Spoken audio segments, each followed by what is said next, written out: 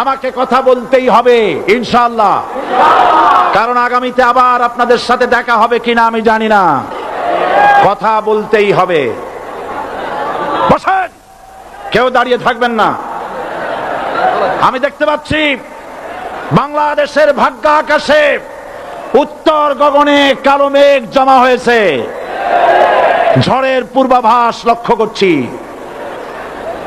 যদি মোকাবেলা করতে না পারেন সক্ষম ভাবে, এমন অন্ধকার গাঢ় কালো অমাবস্যার রাত আসতে পারে যার সুবে সাদেক হওয়া অসম্ভব।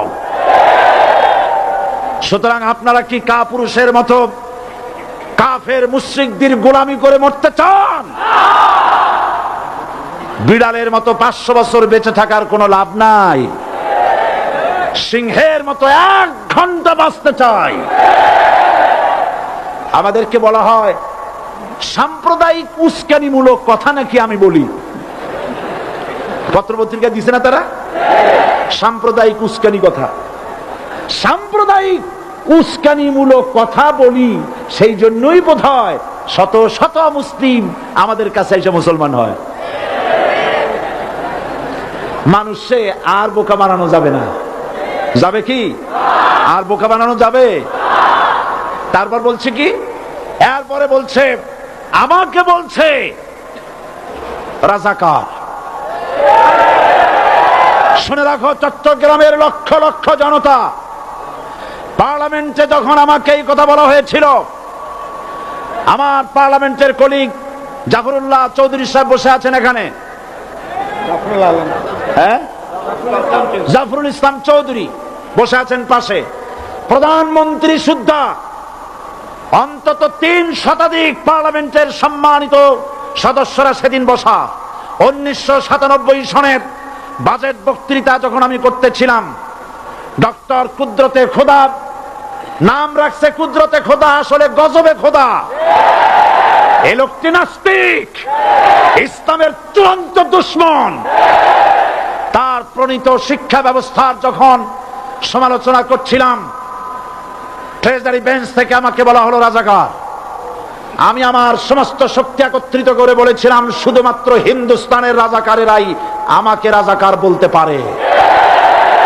আমি বলেছিলাম 1973 সন পর্যন্ত আমি বাংলাদেশের কোন রাজনৈতিক দলের নেতা এবং কর্মী ছিলাম না। আমি রাজাকার নই। আমাকে রাজাকার বলে যদি তাকেও প্রমাণ করতে না পারে 10 কোটি টাকার মানহানি মামলা দায়ের করব। আমার এই বক্তব্য সারা দুনিয়া শুনেছে, পার্লামেন্টে আমার এই বক্তব্য রেকর্ড হয়ে আছে। সেদিন 3 শতাধিক পার্লামেন্ট মেম্বারের কেউ আমার চ্যালেঞ্জ গ্রহণ করেন নাই। যে কোনো ব্যক্তি পার্লামেন্টে গিয়ে আমার বক্তৃতা দেখে আসতে পারেন।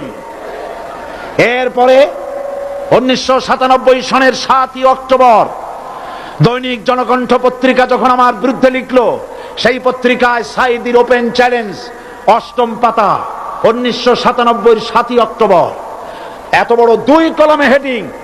সেখানে আমি বলেছি বাংলাদেশের সকল সাংবাদিক, গোয়েন্দা বিভাগ, বাংলাদেশের সকল বুদ্ধিজীবীকে আমি আমার পিরোজপুরে আমন্ত্রণ করছি। আমার উপস্থিতিতে যদি কেউ প্রমাণ করতে পারে বাংলাদেশের স্বাধীনতা যুদ্ধের বিরুদ্ধে আমার কোনো ভূমিকা ছিল, সজ্ঞানে স্বেচ্ছায় জাতীয় সংসদের সদস্য পদ থেকে পদত্যাগ করব। 3 বছর পার হয়ে গেছে, আজ পর্যন্ত কেউ এই চ্যালেঞ্জের মোকাবেলা করে নাই। সুতরাং আমাকে যারা রাজাকার বলবে তারা পিতৃ পরিচয়হীন অবৈধ সন্তান।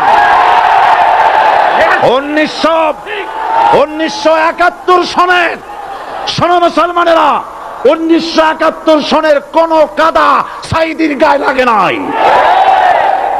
আমাকে রাজাকার বলে জনগণ থেকে বিচ্ছিন্ন করবা, জনগণ থেকে আমারে বিচ্ছিন্ন করা যাবে না। কারণ এই জনগণ আমার জন্য আসে না, এই জনগণ আসে আল্লাহর কোরআনের জন্য।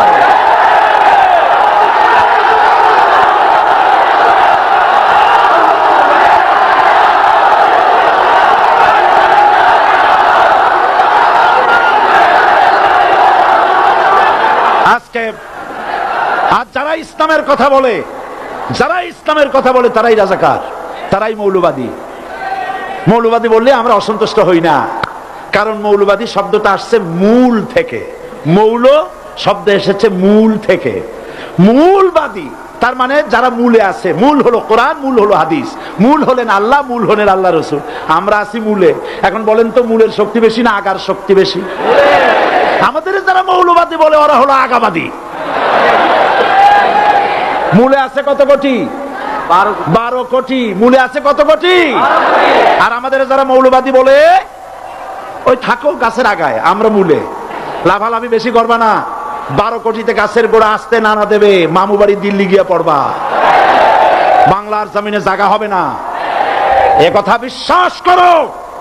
বাংলাদেশের মুসলমানদের শরীরে এক বিন্দু রক্ত থাকতে শয়তানের তৈরি করা ধর্ম নিরপেক্ষ মতবাদ বাংলার জমিনে কায়েম হতে দেওয়া হবে না, হবে না।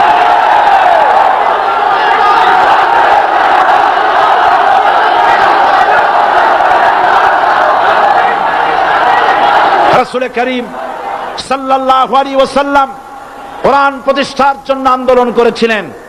আয়াতুল কুরসি আমাদের সে কথাই শিখিয়েছে।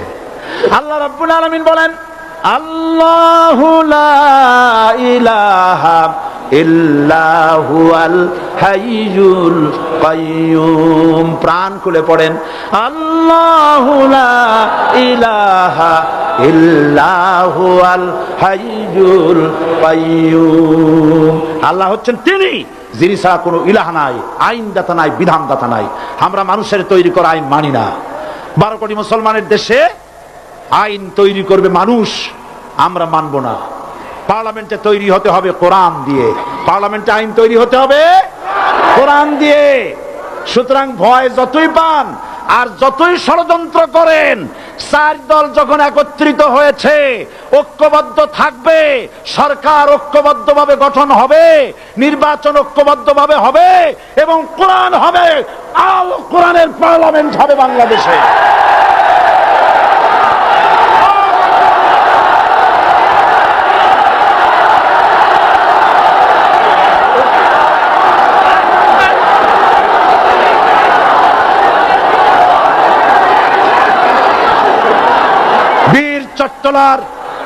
বীর চট্টলার মুসলমানেরা, বীর চট্টলার মুসলমানেরা স্বাধীনতার ঘোষণা এই চট্টগ্রাম থেকে স্বাধীনতার মহান ঘোষক প্রেসিডেন্ট জিয়াউর রহমান সাহেব দিয়েছিলেন। এই চট্টগ্রাম থেকেই ইসলামী রাষ্ট্রের ঘোষণা হবে।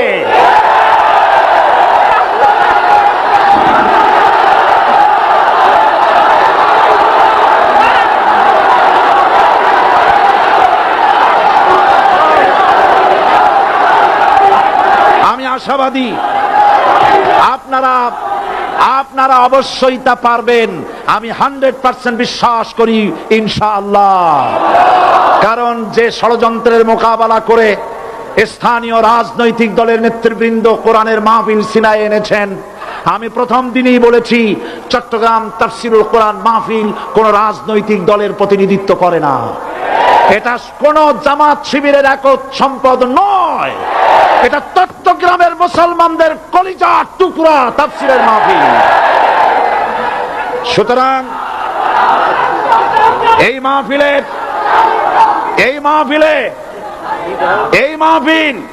চট্টগ্রামে থাকবে ইনশাআল্লাহ কিয়ামত পর্যন্ত।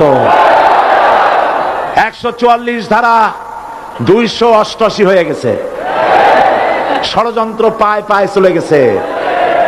আমি ওই সব ছেলেদের বলি, সরকারি দলের ছাত্র হইয়া মুসলমানদের বিপক্ষে যাইও না। এদেশের